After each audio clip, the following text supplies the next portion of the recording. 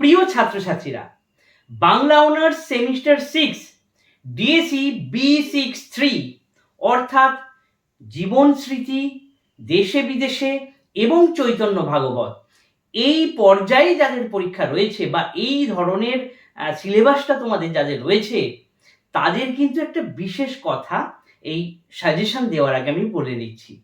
প্রথমত আমি বলি, তোমাদের বারবার বলি যে তোমরা কিন্তু টেক্সট অবশ্যই পড়ো। এখানে এত বড় বড় 3টি গ্রন্থ রয়েছে, এখান থেকে কিন্তু সাজেশন করাটা একটু দুরূহ ব্যাপার। তাই আমি যে সাজেশনগুলো বলছি সেইগুলো কিন্তু তোমরা চূড়ান্ত হিসেবে দেখে যেও না। তোমরা অবশ্যই তোমাদের স্যার ম্যাডাম যেগুলো বলছেন সেগুলোর সঙ্গে, কিংবা এই ইউটিউব চ্যানেলের মধ্যে অনেক ভালো ভালো স্যার ম্যাডাম রয়েছেন, তারা কি ধরনের সাজেশন দিচ্ছে সবার সাজেশনগুলোকে একটা ট্যালি করো। কোন প্রশ্নগুলোর উপর বেশি জোর দেওয়া হচ্ছে সেই প্রশ্নগুলোকে অবশ্যই তোমরা করে যাও।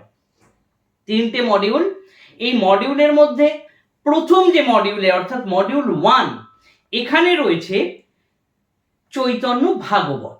এই চৈতন্য ভাগবত থেকে কয়েকটা প্রশ্ন একটু লিখে নাও। প্রথমত, জীবনী গ্রন্থ হিসেবে চৈতন্য ভাগবত গ্রন্থের গুরুত্ব আলোচনা করো, খুব গুরুত্বপূর্ণ। এরপরের প্রশ্ন, নিত্যানন্দ প্রসঙ্গ, এই গ্রন্থের নিত্যানন্দ প্রসঙ্গ কিভাবে বারবার ফিরে এসেছে আলোচনা করো। এরপর যেটা পড়বে, চৈতন্যদেবের অবতার হিসেবে তার আবির্ভাবের কারণ এবং চৈতন্যদেবের শিক্ষা জীবনটা পারলে কিন্তু একটু করে যেও। এর সাথে আরেকটি পড়তে হবে, এই গ্রন্থে অর্থাৎ চৈতন্য ভাগবত গ্রন্থে দিগ্বিজয়ী উদ্ধার প্রসঙ্গ, এই 4টি বড় প্রশ্ন অবশ্যই করে যাবে। এর পাশে যদি তোমাদের স্যার ম্যাডামরা কোনো প্রশ্ন বলে তাহলে অবশ্যই সেগুলো একটু দেখে যাবে, কিন্তু এই 4টি প্রশ্ন তোমরা ছেড়ে যেও না। এখান থেকে 5 নম্বরের প্রশ্ন দেখে নাও।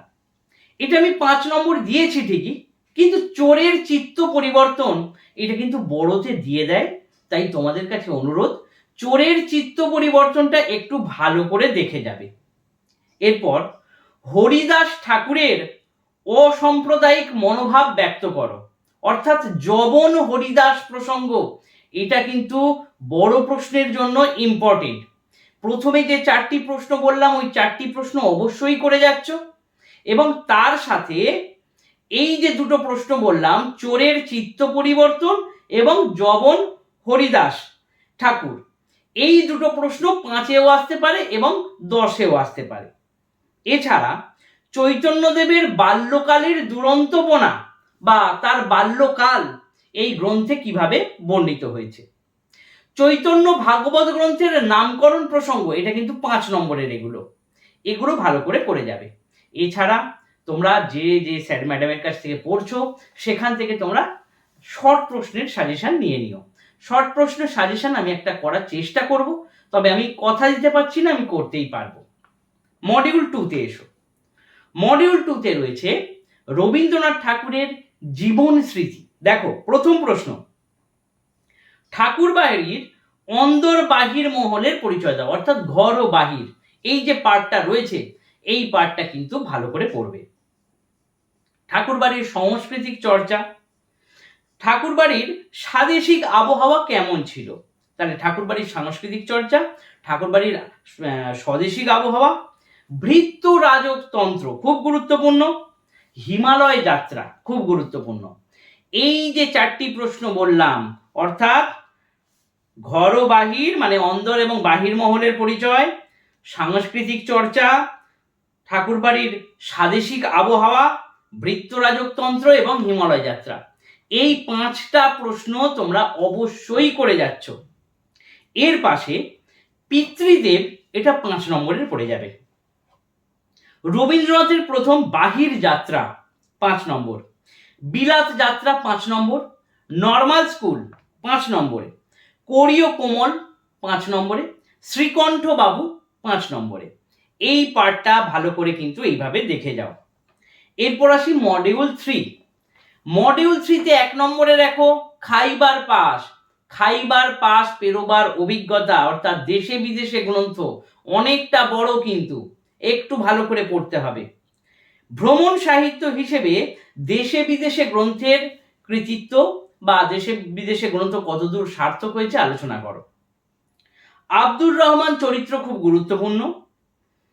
দেশে বিদেশে গ্রন্থে হাস্যরস অত্যন্ত গুরুত্বপূর্ণ এবং কাবুলের বাজারের বর্ণনা, এই কাবুলের বাজারের বর্ণনা 5 নম্বরেও দিতে পারে আর 10 নম্বরেও দিতে পারে। এছাড়া বিভিন্ন লাইন তুলে কিন্তু তোমাদের প্রশ্ন আসবে, তাই এক্ষেত্রে গল্পটা না পড়া থাকলে লাইন তুলে তোমরা পারবে না। সরাইখানার বর্ণনা, প্রকৃতির বর্ণনা কেমন ভাবে সেখানে পাওয়া যায়।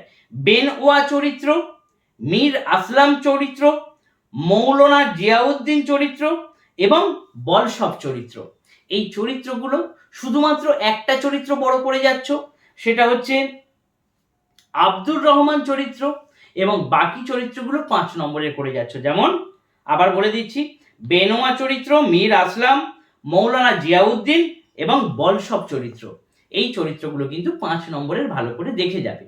আশা করছি তোমাদেরকে বোঝাতে পারলাম। এই চ্যাপ্টারের পড়াটা আমি আর এর থেকে ছোট সাজেশন করতে পারিনি। ওই যে অল্প অল্প করে বলে দেব, তোমাদের ভিড়বে না, তাহলে তোমরাও যেমন ব্যথিত হবে আমারও খারাপ লাগবে। তাই একটু গুরুত্ব দিয়ে এই পেপারটা, এই জীবন স্মৃতি দেশে বিদেশে, এই পেপারটা কিন্তু একটু ভালো করে গুরুত্ব দিয়ে পড়ো। আশা করছি তোমাদের বোঝাতে পারলাম। ধন্যবাদ।